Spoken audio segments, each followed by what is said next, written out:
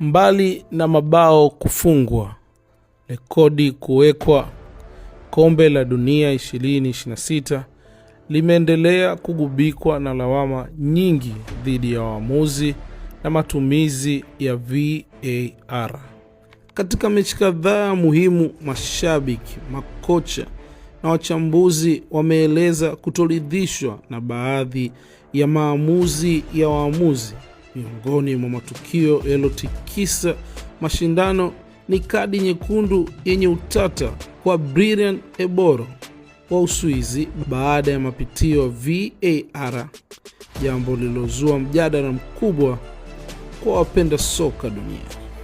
Pia mchezo wa England dhidi ya Norway ulizua malalamiko baada ya bao la England kuruhusiwa, huku Norway ikidai mpira uligusa waya wa kamera kabla ya bao hilo kufungwa.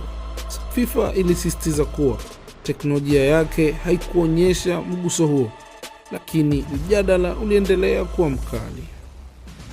Kwa ujumla, mashindano haya yamekuwa na mijadala mingi kuhusu matumizi ya VAR, huku baadhi ya mashabiki wakidai kutokuwepo kwa mwendelezo wa maamuzi ya waamuzi, ingawa hakuna ushahidi uliothibitisha madai ya upendeleo.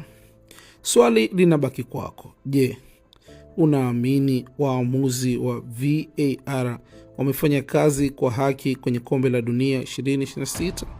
Au kuna timu ambazo zimeathiriwa na maamuzi ya utata? Ni nini maoni yako? Hii ni LK Plus. Mpaka wakati mwingine, asante.